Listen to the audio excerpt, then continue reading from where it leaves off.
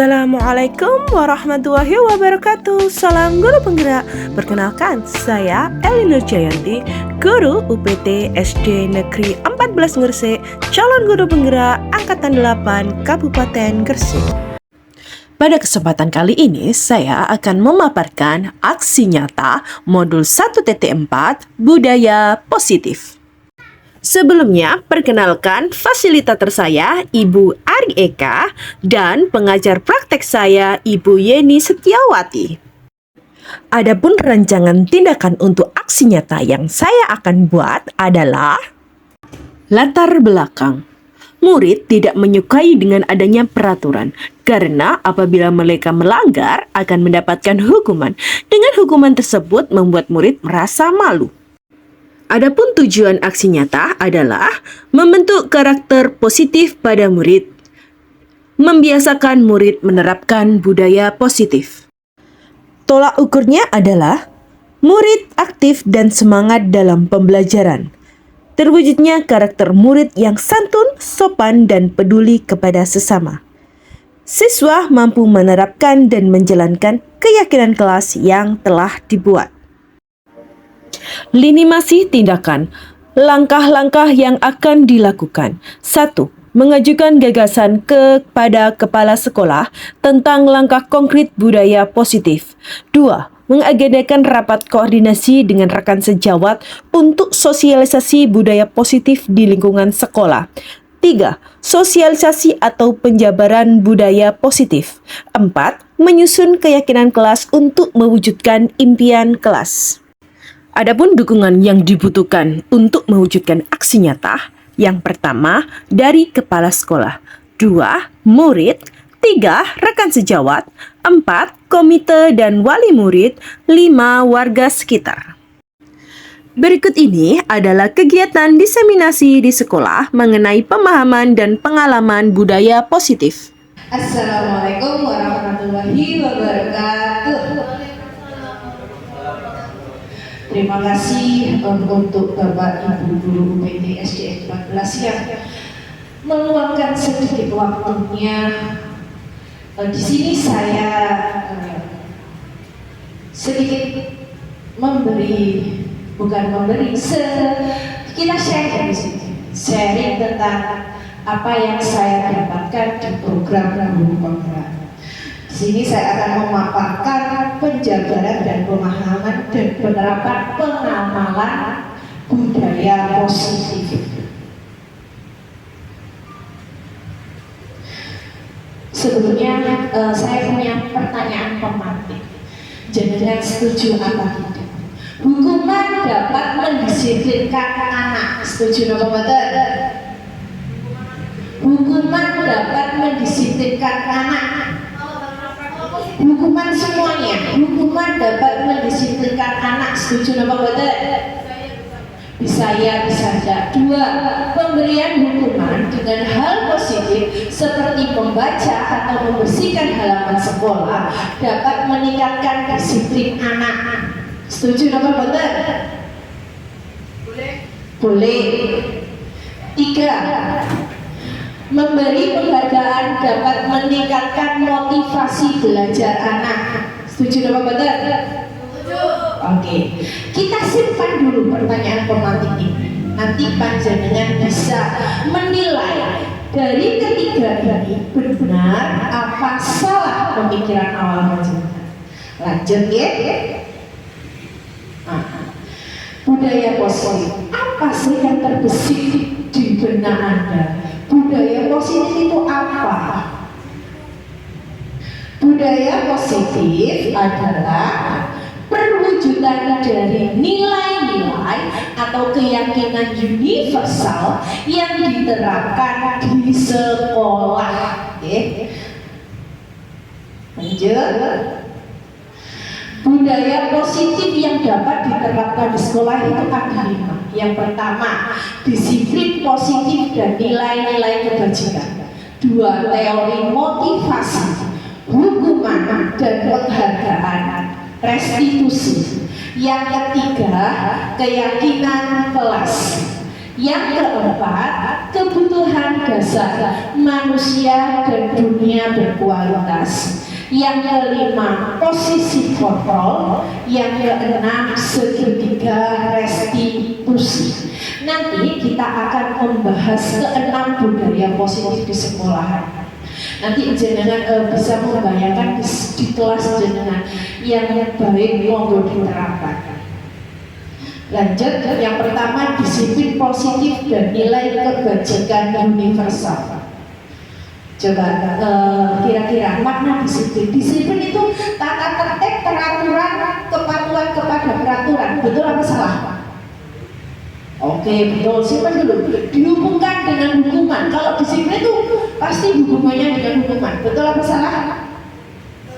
Ada yang bilang betul. Yang selanjutnya, sesuatu yang dilakukan seseorang pada orang lain untuk mendapatkan kepatuhan menghasilkan ketidaknyamanan. Betul? Kurang setuju. Tadi ini bilang setuju, ini tidak setuju. Padahal dari ketiga ini adalah salah. Nah, salahnya di mana? Kita tidak bisa menertibkan anak dengan hukuman, itu tidak bisa. Mendisiplinkan anak dengan hukuman, itu tidak bisa. Kita tata tertib, kita membuat peraturan, membuat tata tertib, terus membuat anak disiplin, itu tidak bisa juga. Kok bisa ya? Nanti dengan setelah Anda semua menyelesaikan slide ini, insya Allah Anda paham. Oh ternyata membuat anak disiplin itu tidak harus dengan peraturan. Lanjut. Nah, disiplin itu mengacu, belajar itu mengacu pada disiplin diri yang memiliki tanggung jawab terhadap apa yang dilakukan berdasarkan nilai-nilai yang diyakini. Sedangkan disiplin positif adalah salah satu cara menerapkan disiplin yang bertujuan untuk menumbuhkan kesadaran serta memberdayakan peserta didik tanpa imbalan, reward, ancaman atau hukuman. Jadi kalau jenengan dulu hanya taunya disiplin, sekarang ada disiplin positif. Disiplin positif itu tidak harus dengan imbalan, ancaman atau hukuman. Jadi kalau jenengan ayo anak yang dapat 100 saya kasih poin, itu ternyata ada sedikit kesalahan. Terus ketika ada peringkat 1, 2, 3 itu juga termasuk kesalahan. Seperti itu. Lanjut. Nah, nilai-nilai universal. Nilai-nilai universal itu apa sih? Nilai-nilai kebajikan yang disepakati bersama lepas dari suku, bangsa, agama, bahasa maupun latar belakangnya. Nilai-nilai ini merupakan payung besar dari sikap dan perilaku kita, atau nilai-nilai ini merupakan fondasi kita berperilaku. Nilai kebajikan itu adalah sifat-sifat positif manusia yang merupakan tujuan mulia yang ingin dicapai setiap individu. Nah, nilai kebajikan yang menjadi yang ingin dicapai setiap anak Indonesia itu sudah tertuang dalam profil pelajar Pancasila, yang mana itu 1, beriman, bertakwa kepada Tuhan Yang Maha Esa dan berakhlak mulia. Yang kedua, mandiri. Yang ketiga, bernalar kritis. Yang keempat, berkebinekaan global. Yang kelima, gotong royong. Dan yang keenam, kreatif. Kebetulan nilai-nilai kebajikan ini di sekolah kita semuanya sudah masuk dalam visi sekolah UPT SDN 14C. Jadi kita harus tanamkan dalam diri kita. Ini loh nilai-nilai kebajikan yang harus kita capai untuk anak didik kita, seperti itu. Lanjut. Nah, motivasi yang mendasari perilaku manusia untuk disiplin itu dibagi menjadi 2, yaitu motivasi eksternal dan motivasi internal. Motivasi eksternal itu motivasi dari luar, menghindari ketidaknyamanan dan hukuman. Contohnya apa? Anak datang ke sekolah pagi-pagi sebelum jam 7. Kenapa? Ketika ditanya, kamu kenapa nak berangkat pagi sebelum jam 7? Iya bu, aku takut dihukum, aku takut dimarahi. Itu salah. Ketika anak ditanyakan, kenapa kamu berangkat jam 7? tujuh takut dihukum. Itu berarti ada yang salah, ada yang harus dibenahi. Yang kedua, motivasi kedua mendapatkan imbalan atau penghargaan. Aku tak mengerjakan cepet-cepet rek nomor 1 biar nanti aku dapat poin bintang dari bu guru. Itu juga salah. Ternyata salah. Yang benar yang mana? Yang ini menghargai nilai-nilai kebajikan dari diri sendiri. Ketika dia dapat nilai 100, ya, ketika dia pengen cepet-cepet yang pertama itu bukan karena dia pengen dapat bintang, tapi apa? Ini memang tanggung jawabku, Bu. Aku harus segera menyelesaikannya, segera mengerjakannya, karena itu tanggung jawab. Terus tidak ada lagi, nah kamu kenapa nak berangkat sebelum jam 7? Loh, ini kan sudah tanggung jawabku, Bu. Ini tuh kewajibanku sebagai seorang siswa, aku harus datang sebelum pukul 7. Karena apa? Bukan keyakinan sekolahnya kan memang masuknya seperti itu sebelum jam 7, Bu. Jadi aku harus datang. Nah, pola pikir seperti itu yang harus kita ubah kepada diri siswa kita dan kita sendiri. Ya, di sini kita sama-sama belajar. Yang kedua, teori motivasi, hukuman, penghargaan, dan restitusi. Teori perilaku manusia. Perilaku manusia itu ada 3. Yang tadi sudah dijelaskan di awal: menghindari ketidaknyamanan hukuman, mendapatkan imbalan, terus menjadi orang yang mereka inginkan, dan menghargai diri sendiri dengan nilai-nilai yang mereka capai. Jadi sampai monggo direnungkan. Ketika sampai melakukan sesuatu, pasti ada dasarnya. Contoh kita sebagai guru, saya datang sebelum jam 7, ya, sebelum jam 7. Dasar apa yang mendasari hal tersebut?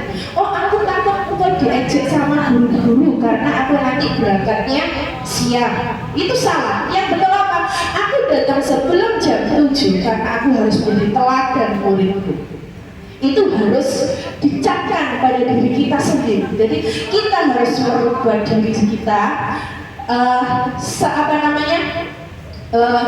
sebelum merubah murid kita. Kalau kita, kenapa kok bukan sebelum jam 7? Ya karena cekok. Nah, itu juga salah, ya. Nah, itu masih eksternal, bukan internal. Mendapatkan imbalan atau penghargaan, jenengan semuanya ikut pelatihan, ikut lomba-lomba, terus berharap untuk mendapatkan penghargaan biar diakui, itu salah. Jenengan ikut lomba, jenengan ikut pelatihan, niatkan untuk pengembangan diri Anda. Insya Allah nanti jalannya lurus. Tapi kalau Anda ikut lomba, ikut pelatihan, niatnya ingin mendapatkan penghargaan dari orang lain, itu berarti pada diri Anda semua. Ayo kita rubah niat kita, ya. Yang pertama, menghindari ketidaknyamanan. Seperti ini, merupakan tingkat terendah dari motivasi perilaku manusia. Orang dalam taraf ini, mereka sedang menghindari permasalahan yang mungkin muncul dan berpengaruh pada mereka secara fisik, psikologis maupun tidak terpenuhinya kebutuhan mereka. Bila mereka tidak melakukan tindakan tersebut, ini termasuk motivasi eksternal. Yang kedua, mendapatkan imbalan atau penghargaan dari orang lain. Jadi satu tingkat di atas motivasi yang pertama tadi. Orang dengan perilaku ini memiliki tujuan untuk mendapatkan hadiah, pengakuan, imbalan atau penghargaan dari orang lain. Tapi motivasi kedua ini, walaupun satu tingkat di atas motivasi pertama, tapi ini masih dalam motivasi eksternal, motivasi dari luar. Yang ketiga, menjadi orang yang mereka inginkan dan menghargai diri sendiri dengan nilai-nilai yang mereka percaya. Ini adalah motivasi yang akan membuat seseorang memiliki disiplin positif, karena motivasi berperilakunya bersifat internal, bukan eksternal. Jadi motivasi ini dari diri kita. Kita mulai menghargai diri kita sendiri, nanti secara tidak langsung akan berimbas dengan orang-orang di sekitar kita. Contoh, kita datang pagi sekali. Pasti secara tidak langsung orang di sekitar kita yang datang terlambat, lama-kelamaan dia akan merasa, kok aku datangnya siang terus ya, beda dengan Bu itu ya. Nah, itu secara tidak langsung akan berimbas kepada orang lain. Jadi, marilah kita perbaiki diri kita sendiri, termasuk saya. Lanjut, hukuman, konsekuensi, dan restitusi. Ini beda, ya. Kalau dengan mendengar kata hukuman, konsekuensi, dan restitusi. Hukuman itu apa? Hukuman itu bersifat tidak terencana dan tiba-tiba, dan bersifat satu arah dari pihak yang memberi hukuman. Hukuman yang diberikan bisa berupa fisik maupun psikis. Murid atau anak disakiti oleh suatu perbuatan atau perkataan. Contoh, anak tidak mengerjakan PR. Ayo kamu berdiri, itu sebuah hukuman. Secara langsung, satu arah. Anak yang merasa seperti itu, dia akan merasa tersakiti, baik secara psikis maupun fisiknya.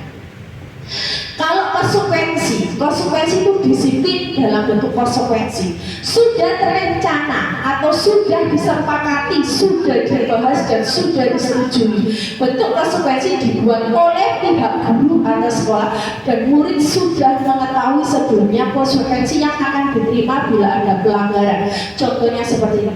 Ayo anak-anak, siapa yang tidak mengerjakan pasti siapa yang tidak mengerjakan nanti dapat konsekuensi nulis 100 kali. Itu namanya konsekuensi. Jadi anak sudah tahu, oh berarti aku nek gak kerja ke PR nanti disuruh nulis 100 kali. Ini dua arah. Murid tahu, guru tahu, tapi murid tidak dilibatkan. Padahal murid ini adalah objeknya, objek yang menerima konsekuensi. Seperti itu. Kalau restitusi ini adalah proses menciptakan kondisi bagi murid untuk memperbaiki kesalahan mereka, sehingga mereka bisa kembali kepada kelompok mereka dengan karakter yang lebih kuat.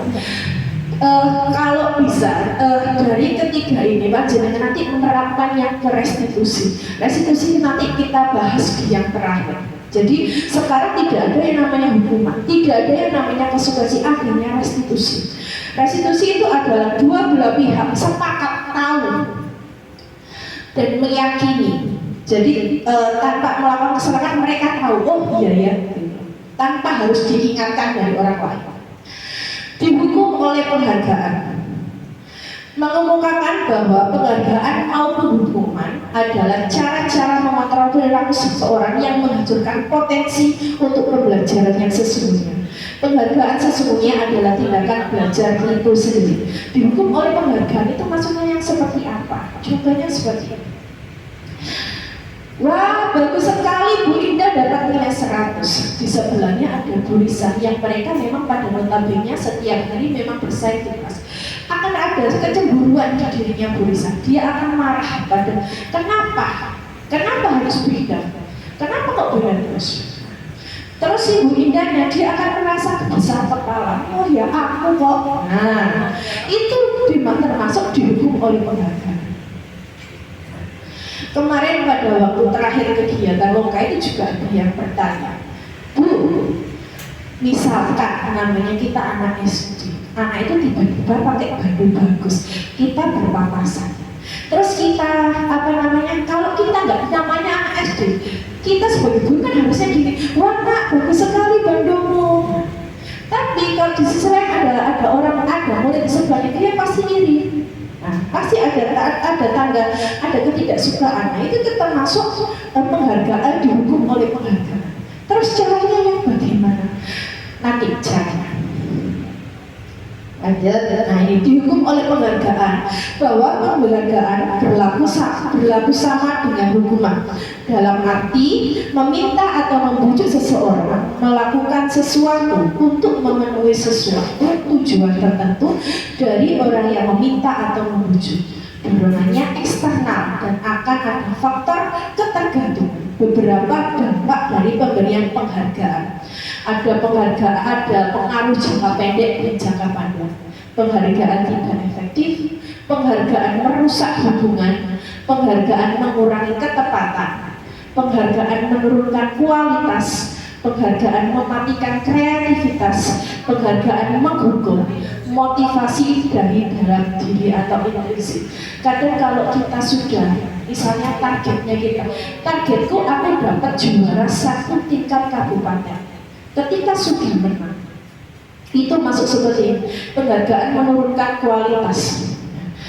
Di sini kalau dia tidak ada motivasi dari internal, itu akan muncul karena aku kan sudah menang. Dia akan ada kecenderungan kualitasnya nanti akan turun. Kan aku sudah juara 1 tingkat kabupaten, ya sudah. Nah, seperti itu. Ini bentuk program kebajikan apresiasi. Dalam pemberian apresiasi pengakuan perlu diingat beberapa hal. 1. Beri pengakuan secara khusus, beri pengakuan secara pribadi, beri pengakuan kepada semua murid, beri pengakuan secara konsisten, fokus pada proses. Ini kembali ke anak yang tadi pakai batu. Jadi kalau anak SD ketika dia pakai batu, terus panjenengan di dalam kelas, wah Bu Erna bandonya bagus sekali, itu warnanya pink ya, wah tambah cantik. Dengan mengatakan seperti itu akan ada sebagian murid yang tidak suka, ada murid yang suka. Nah, seperti itu ya. Terus caranya gimana? Ya ini, beri pengakuan secara khusus. Ketika jam istirahat, Bu Erna sini ya. Kamu cantik sekali nak pakai bando. Jangan memberikan penghargaan itu di depan anak-anak yang lain. Ketika Anda mau memberikan penghargaan di depan anak-anak yang lain, pakai yang ketiga, beri pengakuan kepada semua murid. Wah Bu Erna kamu pintar, wah Pak Bani kamu jas, semuanya rata. Jangan hanya 1-2 orang, tapi semuanya diratakan. Nah itu seperti itu ya. Lanjut nih, contoh pengakuan apresiasi kebajikan. Contohnya nih, kemarin saya perhatikan nilai kebajikannya rasanya baik. Pada saat menolong murid baru di kelas kita, kemarin saya perhatikan kamu kok pintar sekali ya, sudah menolong anak yang baru, anak murid yang baru. Nah itu untuk menjadikan bisa berikan secara khusus tanpa perlu di depan yang lain. Saya menghargai pada nilai kebajikannya, kepedulianmu, situasinya pada saat kamu membantu teman-teman di tugas kelompok. Pembukaan terima kasih untuk nilai kebajikan, rasa tanggung jawabmu, situasinya pada saat kamu memungut kertas-kertas yang berserakan di lantai. Ini contoh-contoh apresiasi kebajikan. Monggo, kita jawab bersama-sama pertanyaan. Ini termasuk hukuman apa konsekuensi? Mencatat 100 kali di dalam buku kalimat saya tidak akan terlambat lagi karena terlambat ke sekolah. Ini termasuk hukuman apa konsekuensi? Hukuman apa konsekuensi? Nah, tunggu ya. Oke. Mencatat 100 kali di dalam buku kalimat saya tidak menghormat, saya tidak akan terlambat lagi karena terlambat ke sekolah. Oke. Anggaplah coba suara terbanyak, hukuman apa konsekuensi? Konsekuensi. Lari mengelilingi lapangan basket 2 kali karena terlambat hadir di sekolah. Konsekuensi. Hukuman. Saya diminta push up karena tidak menggunakan masker ke sekolah. Hukuman. Menggantikan kertas tugas teman yang telah dicoret. Konsekuensi. Lari mengelilingi lapangan basket 2 kali karena terlambat 10 menit untuk pelajaran PJOK. Oke. Membersihkan tumpahan air di meja tulis karena tersenggol pada saat belajar. Jadi hukuman itu biasanya menyiksa murid. Intinya seperti itu. Kalau yang pertama itu kira-kira menyiksa murid apa? Tapi kalau terjadi kesepakatan tadi? Gini, dalam kesepakatan tidak boleh memberatkan salah satu pihak. Jenengan bayarkan 100 kali. Apakah itu benar? Apakah dengan anak mencatat 100 kali, Selasa depan dia tidak akan terlambat? Bisa jadi, walaupun dia disuruh tulis 100 kali, Selasa depan dia bisa terlambat. Ini bukan konsekuensi, ini adalah hukuman. Jawabannya, saya saya jelaskan ya. Jadi hukuman itu tidak membuat anak itu berubah. Mungkin berubah 1 kali atau 2 kali, tapi selanjutnya dia akan melakukan lagi. Yang ini, lari di lapangan basket 2 kali karena terlambat dari sekolah. Ini sama hukuman, bukan diskresi. Push up. Yang mana? Yang ini. Nah, bedanya ini terlambat hadir ke sekolah. Ini terlambat apa? Pelajaran PJOK. Kan tidak masalah, kan pelajaran PJOK. Lari lapangan kan sudah termasuk materi. Bedanya gini, 100 kali. Kalau ini mengelilingi lapangan 50 kali, itu baru. Hah?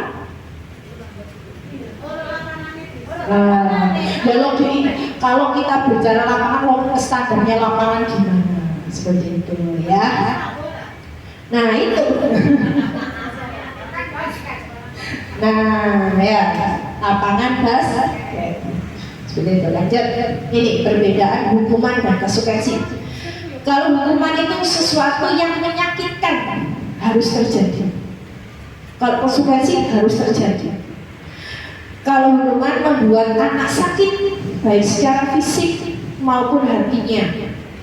Kalau konsekuensi membuat anak merasa tidak nyaman dalam jangka pendek, dalam jangka waktu pendek. Kalau hukuman, anak membenci kedisiplinan. Kalau konsekuensi, anak menghargai disiplinan. Tadi kan ini. Nih, yang nomor 1. Mencatat 100 kali, itu akan membuat anak apa? Benci. Jangan nulis 10 kali aja sudah capek. Ini 100 kali.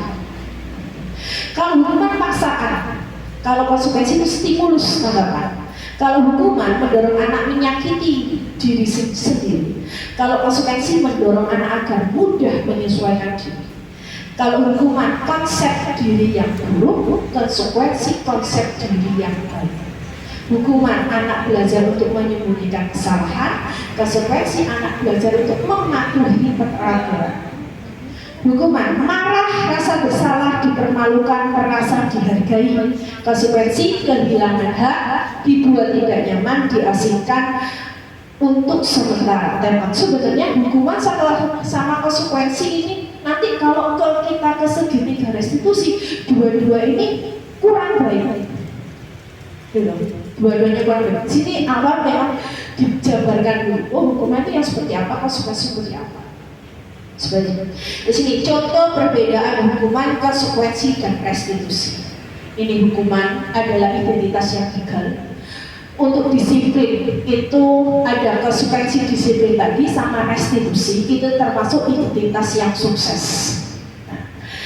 Langsung saya bacakan yang bawah aja. Kalau hukuman itu dibuat oleh guru, yang ini dibuat oleh guru dan murid. Kalau restitusi dibuat oleh murid dengan bimbingan guru. Contohnya apa? Nanti ya. Contohnya kalau yang ini ya tadi loh yang dihukum lari 100, kamu terlambat nulis 100 kali. Anak tidak tahu itu. Konsekuensi dibuat oleh guru dan murid. Coba anak, kalau kamu makan di kelasnya kotor, apa yang harus kamu lakukan? Nyapu guru. Itu konsekuensi. Anak dan guru tahu. Kalau restitusi dibuat oleh murid, anak suruh diskusi. Apa sih? Kalau kelas kotor itu enaknya diapain? Kita hanya membuat pertanyaan-pertanyaan pemantik untuk memunculkan. Jadi mereka yang buat istilahnya kalau dibilang hukuman untuk dirinya sendiri. Jadi mereka yang buat harus mereka yang melakukan. Nah ini yang keyakinan kelas. Keyakinan kelas adalah nilai-nilai kebajikan universal yang disepakati secara tersirat dan tersurat lepas dari latar belakang suku, negara, bahasa maupun agama. Pembentukan keyakinan kelas. Keyakinan kelas bersifat abstrak.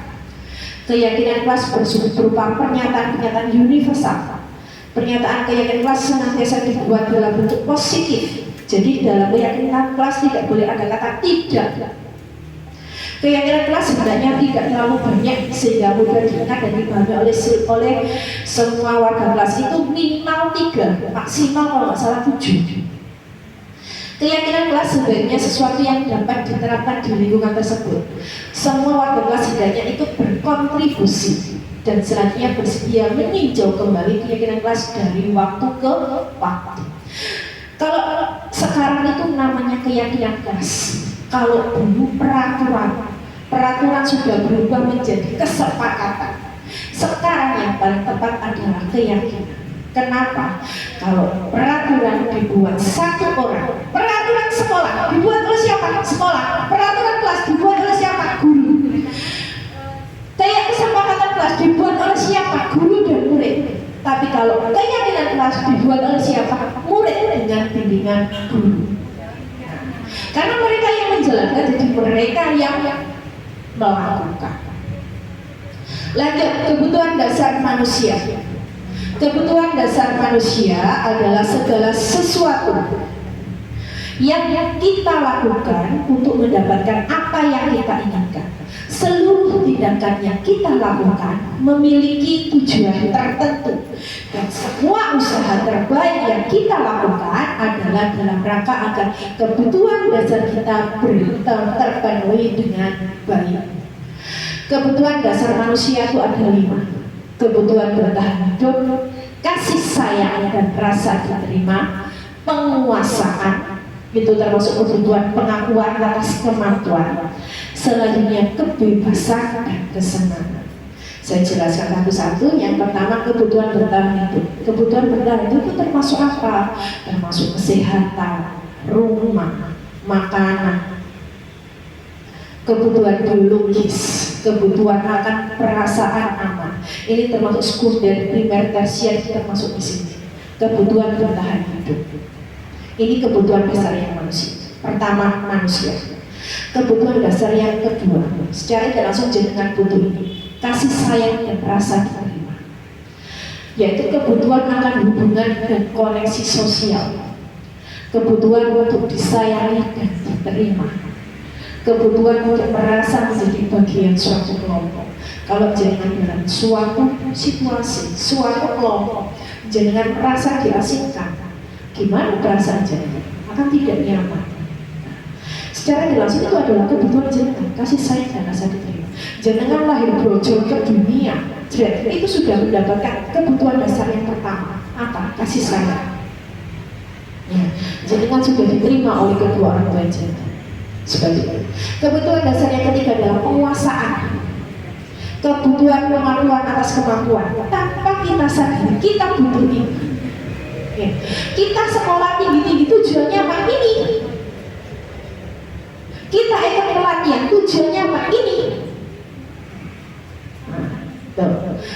Apa itu penguasaan? Itu kebutuhan ini berhubungan dengan kekuatan untuk mencapai sesuatu. Kita ingin menjadi guru, kita perlu sekolah. Nah, ini menjadi kompeten, menjadi terampil, ikut pelatihan-pelatihan, menjadi diakui atas prestasi dan keterampilan. Jenengan ikut lomba-lomba, itu juga termasuk kebutuhan dasar jenengan. Kebutuhan didengarkan, memiliki rasa harga diri, dianggap berharga. Selanjutnya adalah kebebasan, kebutuhan akan pilihan, kebutuhan akan pilihan, kebutuhan akan otonomi, kebutuhan memiliki pilihan dan mampu mengendalikan arah hidup seseorang. Yang kelima adalah kesenangan, kebutuhan merasa senang. Ini kebutuhan untuk mencari kesenangan, kebutuhan bermain sama kebutuhan tertawa. Seperti itu. 5. Posisi kontrol. Nah, posisi kontrol ini sangat kita pakai dalam posisi kita sekarang. Nanti jenengan lihat, jenengan posisi yang di mana? Posisi kontrol itu ada 5: penghukum, pembuat merasa bersalah, teman, pemantau, sama manajer. Nanti jenengan koreksi diri saya, jenengan sendiri, termasuk saya. Ini saya masuk yang mana? Saya punya yang pertama, posisi penghukum.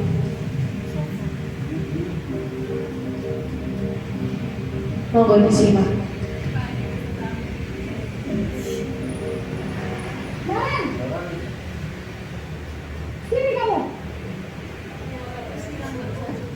Kalau Ibu.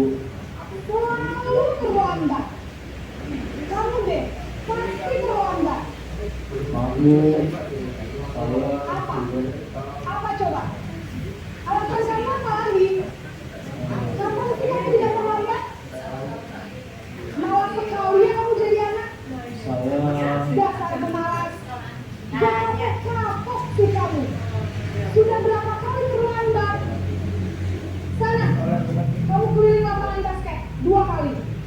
kenapa saya harus ke lapangan basket Bu? Kenapa? Kamu melarang ibu. Berani-beraninya jawab. Sudah terlambat, masih berani jawab nggak? Sekarang keliling lapangan basket 5 kali sekalian. Biar kapok. Cepat. Pergi sana ke lapangan basket. Nah, ini adalah posisi kontrol penghukum. Secara tidak langsung, saya juga pernah menerapkan namanya manusia manusiawi. Kalau kita di posisi capek, ada murid yang ramai di kelas. Kamu ini ramai aja. Padahal di posisi penghukum, ini seorang guru itu langsung menghardik tanpa menanyakan alasannya. Dia langsung menuduh tanpa membiarkan muridnya menjawab. Ini. Posisi penghukum menggunakan hukuman fisik atau verbal. Guru percaya hanya ada satu cara pembelajaran bisa berhasil, yaitu cara guru tersebut. Posisi penghukum, nada suara tinggi, bahasa tubuh, mata melotot, jari menunjuk-nunjuk, misalnya kamu itu, nah itu biasa, atau gini, nah tangannya ditaruh di pinggang. Hasilnya kemungkinan murid akan marah dan mendendam serta bersifat agresif. Memang dia diam, tapi pada hati murid itu dia merasa benci dengan dosen, marah dengan murid. Karena apa ya? Karena itu tadi dia tidak dihargai.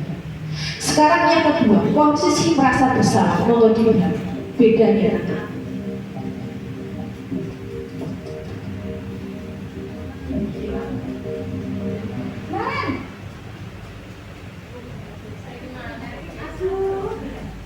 Selamat pagi Bu. Ada bedanya. Naren, kamu kenapa terlambat lagi, Nak? Ya Tuhan, Naren. Kamu senang ya bikin ibu susah ya? Kalau kamu terlambat lagi, nanti ibu yang ditegur kepala sekolah, Nak. Disangka ibu tidak bisa membina kamu.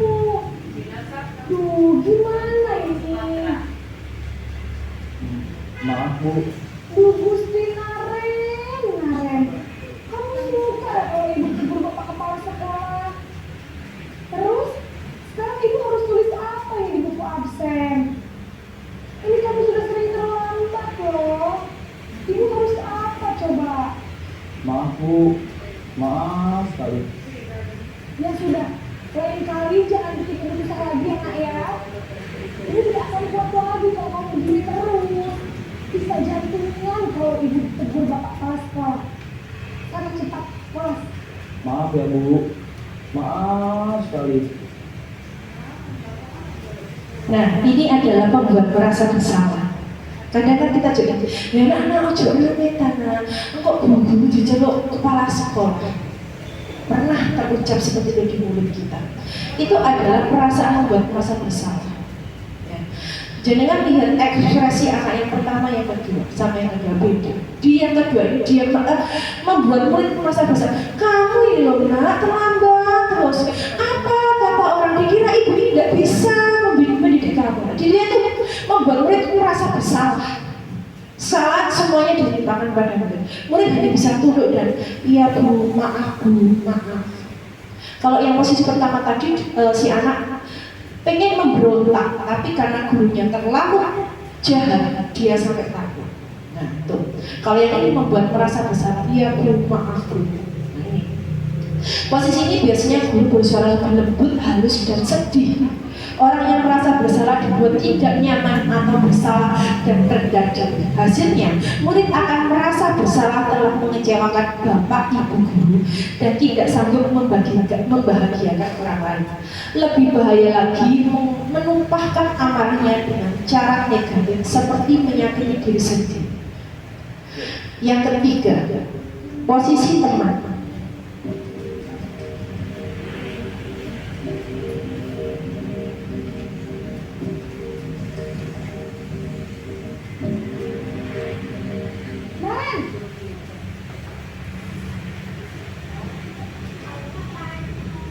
Lalu Wah, sudah jam berapa ini, Nak? Terlambat lagi ya, sayang. iya Bu, habis ibu saya lupa bangunkan saya Bu. Kamu malah menyalahkan ibu kamu. Kamu bukan anak yang larinya paling kencang. Kok terlambat sih? Iya Bu, saya memang terlambat bangun tadi. Jadi biarpun saya lari kencang, tetap gak kekejar Bu. Ya sudah sana. Nanti lain kali larinya lebih kencang lagi ya. Biar gak terlambat lagi. Bikin sengit ibu. Demi ibu. Bisa kan? Bisa lah Bu. Ya sudah sana masuk kelas. Ibu beresin urusan absen kamu. Kamu ini ada-ada saja. Nah, ini adalah posisi kontrol yang ketiga, posisi teman. Jangan lihat ekspresi anaknya tadi, yang kedua tunduk, yang pertama pengen ngomong tapi nggak bisa, yang kedua yang nunduk, yang ketiga dia sudah bisa ngobrol dengan guru secara enak seperti temannya sendiri. Itu dari mana? Dari pembawaan gurunya. Situasinya sama, sampai 5 nanti situasinya sama. Jangan nanti anak tahu bedanya. Di posisi teman ini, guru tidak menyakiti murid, namun akan tetap berupaya mengontrol melalui persuasi. Posisi ini membawa dampak positif dan juga negatif. Dampak positifnya akan tercipta hubungan baik dan humoris. Dampak negatifnya, bila guru tidak membantu murid, maka akan kecewa karena murid akan menggantungkan kepada guru. Terkadang murid zaman sekarang itu kalau kita terlalu dekat itu juga tidak baik. Kalau kita memposisikan dia sebagai teman, itu kadang dia melunjak, tidak tahu batasan. Posisi ini guru bersikap ramah, akrab, bercanda dan senyum jenaka. Hasilnya murid merasa senang dan akrab dengan guru, tetapi murid akan bergantung pada guru. Semuanya digantungkan pada guru. Nggak apa-apa, guru baik. Ketika ayo nak jangan ya pusing terlalu sebentar ini belum selesai, jadi meremehkan. Jadi sebenarnya posisi teman itu baik, tapi ada kalanya juga tidak baik.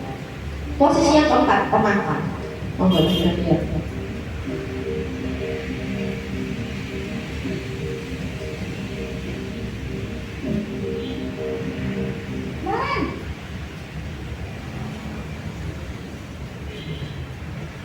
Selamat pagi Bu. Nah, Ren, apa peraturan sekolah kita tentang jam berapa kita harus masuk sekolah, Nak? Kita harus di sekolah jam 7 Bu. Iya, betul. Sekarang sudah jam 7.20. Nah, Ren sudah tahu konsekuensinya jika terlambat hadir. Paham Bu, saya harus tinggal kelas pas jam istirahat selama 20 menit. Ya benar, konsekuensinya demikian. Jadi nanti jam 9.30 pas istirahat, kamu harus tinggal di kelas, kerjakan tugas tambahan untuk ketertinggalan kamu, ya? Baik Bu. Nah, posisi pemantau itu sudah ada peraturannya, tinggal menjalankan saja. Jadi kedua belah pihak, baik murid dan guru sudah tahu aturan dan konsekuensinya. Ya, jadi guru hanya memantau. Ini kebanyakan kita menerapkannya ini. Nah, posisi pemantau, guru mengawasi, murid bertanggung jawab atas perilakunya. Jika murid melanggar, maka harus berdasarkan peraturan dan konsekuensi yang telah dibuat. Posisi pemantau ada suara datar, bahasa tubuh formal, dan hasilnya murid memahami konsekuensi yang harus dijalankan. Guru tidak emosi, hanya murid tetap tidak nyaman dengan konsekuensi yang dibuat. Tidak nyaman. Contohnya saja, kalau murid hari Senin tidak memakai atribut lengkap, Murid kita kan pasti ditaruh di sebelah kanan. Nah, kita pada posisi itu kita memposisikan kita sebagai pemantau. Kamu kenapa terlambat? Kamu kenapa tidak memakai atribut? Alasannya apa? Kamu tahu kan? Konsekuensinya kan? Kita biasanya menerapkan ini dari sana. Posisi yang terakhir yang diharapkan Bapak Ibu bisa menerapkan posisi yang ini, yaitu posisi manajer.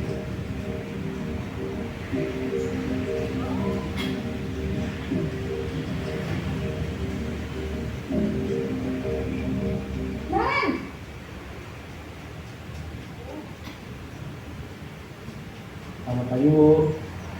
Selamat pagi, Naren. Maaf Bu, saya terlambat. Iya, sekolah masuknya jam 7, sekarang sudah jam 7.20. Jadi sekarang bagaimana ini, Naren? Maaf Bu, saya lupa soal saya semalam.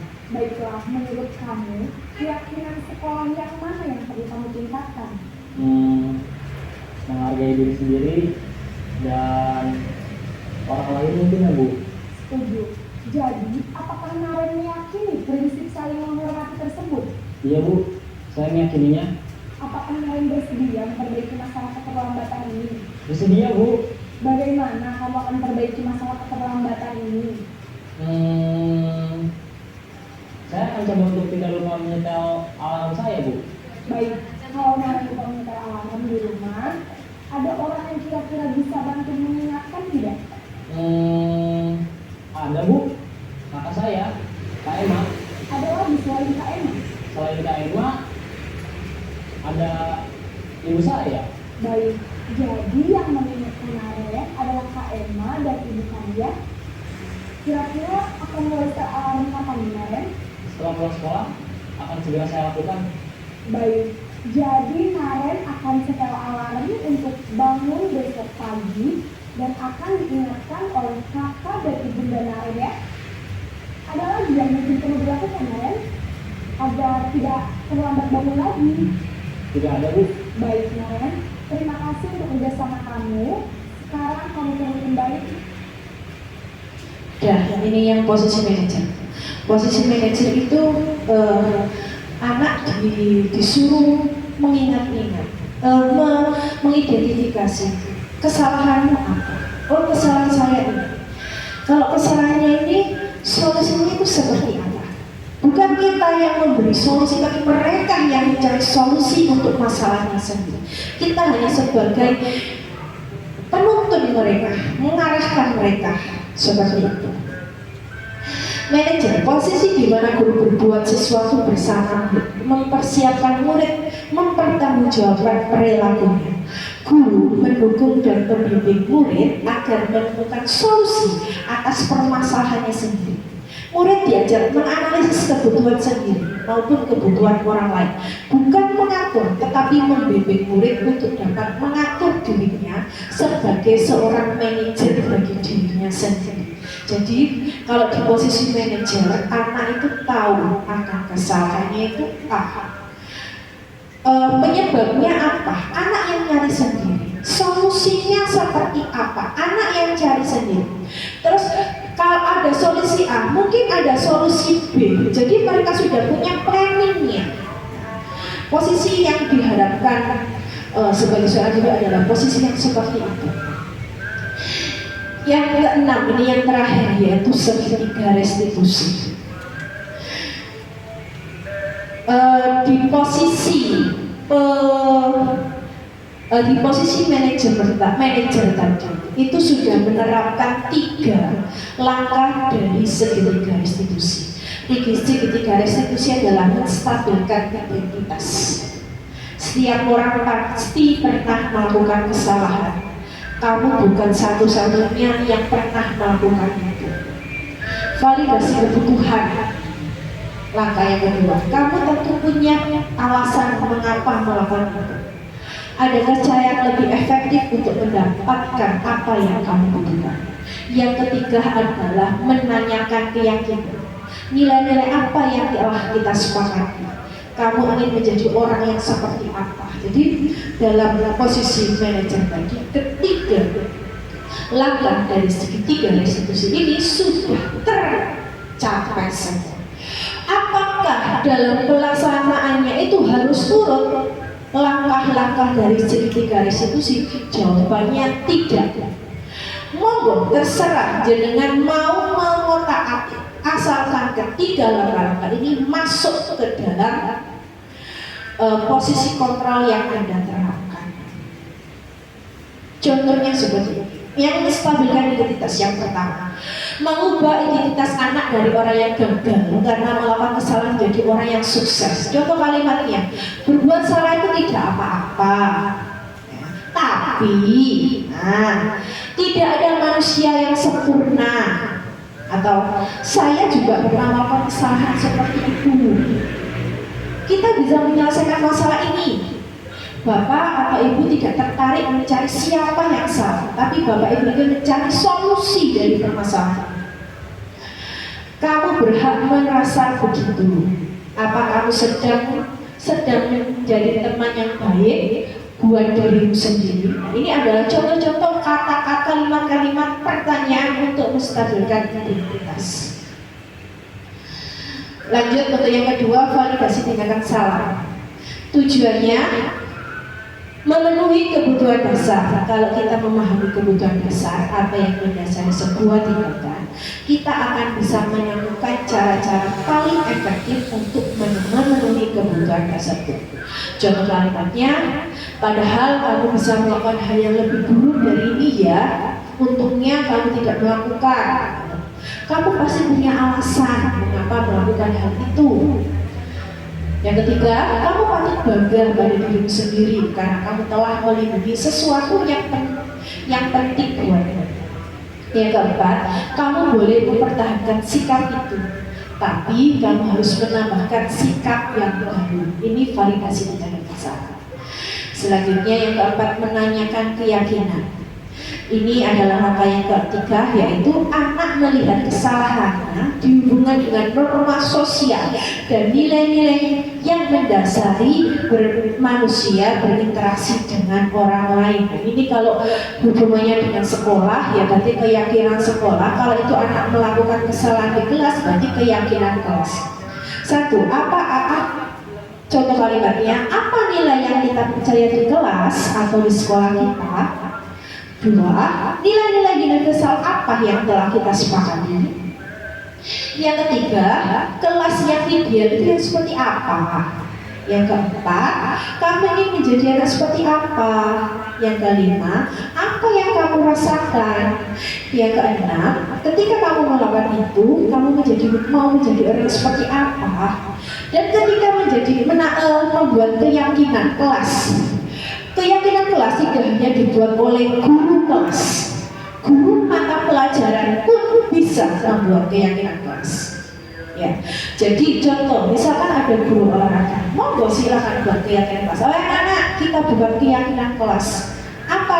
Nah, saling menghargai, tolong menolong. Itu tergantung dari guru yang satu dan guru yang lain. Tergantung anaknya juga kan, Pak, kalau olahraga itu enaknya begini, oh silakan, tidak masalah. Kemarin ketika saya membuat keyakinan di kelas, karena saya bebaskan dengan spontannya anak bilang gini, Bu, berarti ini kan keyakinan kelas Bu ya, berarti keyakinan kelasnya gini aja Bu, boleh membawa HP. Kan mereka kan berdiskusi sendiri, apa yang mereka yakini mereka akan kerjakan. Di sini pintar-pintarnya kita sebagai guru, kita tidak boleh bilang tidak. Jadi yang kita jadi membawa HP, coba kamu lihat sisi positifnya sama sisi negatifnya. Ayo, sisi positifnya apa? Suruh mereka menyebutkan. Sisi negatifnya apa? Suruh mereka menyebutkan. Banyak yang mana? Berarti kira-kira cocok nggak dimasukkan ke keyakinan kelas? Tidak boleh, sudah. Gitu. Kalau kita kemarin ketika saya membuat keyakinan kelas itu, apa yang anak-anak inginkan itu mereka utarakan semua. Hal-hal yang istilahnya yang di luar, yang biasanya di peraturan sekolah itu dilarang, itu mereka keluarkan. Salah satunya itu boleh membawa HP. Nah, di situ itu tadi pintar-pintarnya kita mengarahkan. Karena kan mereka yang mereka yang melakukan seperti itu. Nah ini penerapan budaya positif di kelas. Kemarin saya mencoba menerapkannya. Yang pertama ini penyusunan keyakinan kelas di kelas 6B. Ini sebagian sudah saya edit. Karena ini adalah tahun ajaran baru, kita kelas yang baru, alangkah baiknya kita buat yang namanya keyakinan kelas. Apa itu keyakinan kelas? Kalau dulu kamu pernah mendengar yang namanya peraturan kelas, kesepakatan kelas. Sekarang peraturan kelas itu tidak ada. Adanya apa? Kesepakatan kelas yang nanti akan diwujudkan menjadi keyakinan kelas. Bagaimana kalau sekarang kita tidak perlu membuat peraturan kelas? Karena peraturan kelas itu yang buat berdasarkan guru. Tapi kalau kesepakatan kelas dan keyakinan kelas itu dibuat oleh dua orang, siapa itu? Guru dan murid atau wakil kelas. Kalau kelas kita yang membuat, dari kelas kita yang harus bertanggung jawab. Ya, nah sekarang kamu pengen kelas ini tuh seperti apa sih? Siapa yang bisa tulis ke depan? Kamu pengen kelas ini seperti apa? Kita sebagai seorang guru dan murid maunya seperti apa? Guru mau. Contoh ya, contohnya ke sekolah tepat waktu, tidak boleh terlambat. Atau yang lain-lain. Ayo, siapa yang mau buat keyakinan kelas? Kamu pengen seperti apa sih kelas ini? Kita kabar apa? Perlukah kita saling menghormati? Perlukah kita saling menyayangi? Ayo, siapa namamu? Final, tulis ke depan. Gak apa-apa, tulisan bagus, tulisan jelek, yang penting bisa dibaca. Apa tadi? Saling menghormati dan ada lagi kesepakatan kelas yang berapa? Nah, yang kelas yang berapa? Akhirnya perlu dibicarakan apa tidak? Perlu. Berarti dibahas apa ini? Soalnya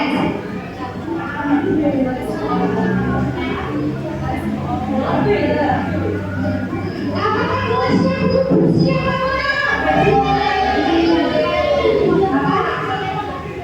Oh ya, ingat saya ya, jadi kami keyakinan kelas yang pertama saling menghormati dan menyayangi. Kedua, selalu mengerjakan PR tepat waktu. Terima kasih. Ayo, Lindy.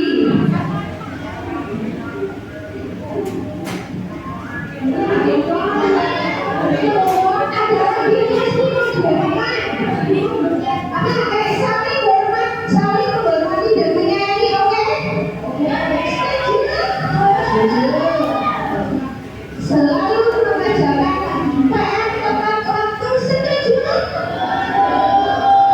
Belum dapat, setuju? Oke, kita beli. Tinggal kelas sesuai jadwal, setuju? Saling tolong menolong, setuju? Menjaga perkataan, setuju? Kamu yakin dengan keyakinan kelas kita? Insya Allah.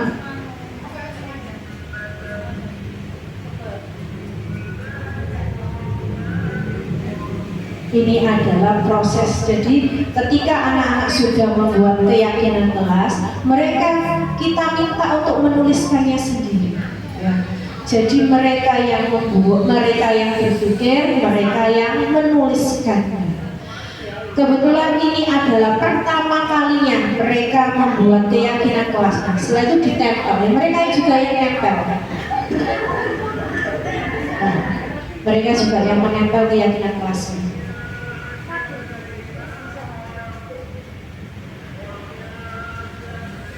Keyakinan kelas kata-katanya tidak perlu panjang lebar, cukup sesimpelnya. Kita sudah berhasil membuat 6 kesepakatan kelas. Yang pertama, berarti apa? Saling menghormati dan menyayangi. Itu sesuai jadwal, setuju? Nah, jadi saling tolong menolong dalam kebaikan, terutama ya. Nah, menjaga perkataan, KKM tepat waktu. Menjaga pada kelas wanita baca bersama-sama. Satu.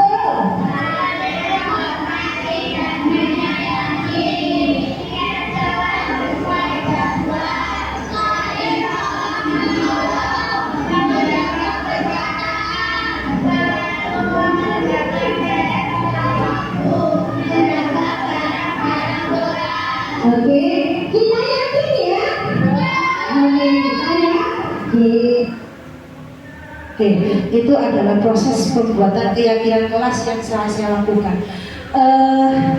Ketika tadi awal itu memang anak-anak punya pertanyaan pematik karena kan baru pertama kali mereka membuat, jadi mereka tidak tahu apa ya. Sebetulnya itu kan prosesnya sudah saya potong banget. Yang ketika sudah mulai lama membuat keyakinan kelas itu mereka unek-uneknya itu semuanya muncul. Salah satunya tadi yang bawa HP tadi itu.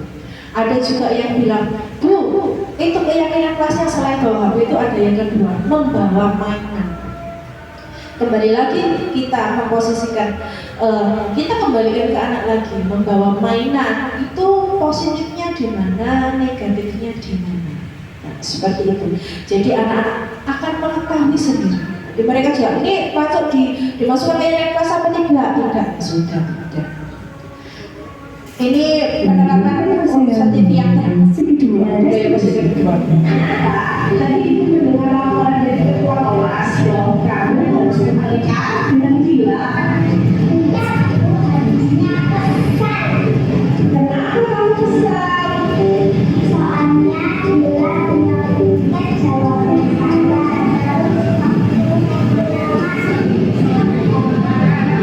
Memangnya Pak Guru tidak mengetahui hal tersebut?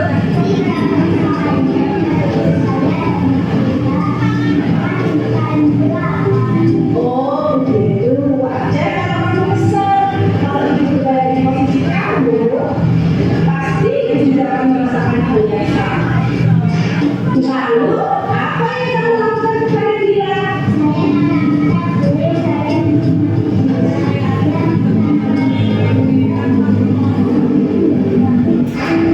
Oh, seperti itu.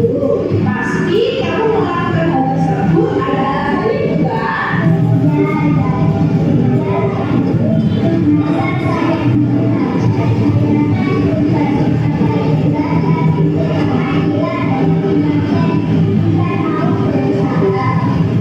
Ya, wajarlah kalau kamu marah. Mereka tidak jelas bahwa kamu dicontek oleh ibu sangat menghargai tindakan kamu yang tidak lebih benar daripada itu. Misalnya memukul. Sekarang coba kamu pikirkan apakah tindakan marah-marah sampai menutup meja itu sesuai dengan keyakinan kelas kita? Menurut kamu, keyakinan kelas apa yang dapat kamu pelajari? Ya betul, menurut kamu saling menghormati antar hubungan, apakah itu penting? Baik, kalau menurut kamu itu penting, jadi keyakinan apa yang harus kamu lakukan ketika kamu marah-marah? Kamu bersedia memperbaiki kesalahan ini? Apa yang kamu lakukan untuk memperbaiki kesalahan ini?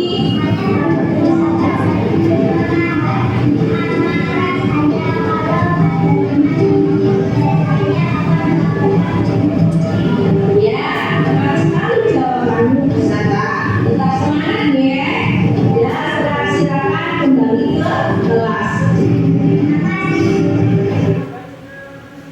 Oke, ini adalah 2 penerapan budaya positif yang saya coba diterapkan di sekolah. Demikian presentasi dari saya mengenai budaya positif yang ada di sekolah. Dari sini ada yang mau bertanya? Saya rasa sudah jelas semua, ya? Alhamdulillah. Semoga budaya positif ini terpatri pada sekolah kita, membudaya pada diri kita sehingga akan menjadikan murid-murid kita menjadi murid yang sesuai dengan cita-cita kita, yaitu profil pelajar Pancasila. Demikian presentasi yang saya sampaikan, kurang lebihnya mohon maaf. Saya akhiri. Wassalamualaikum warahmatullahi wabarakatuh. Demikian yang dapat saya sampaikan. Terima kasih. Salam Guru Penggerak.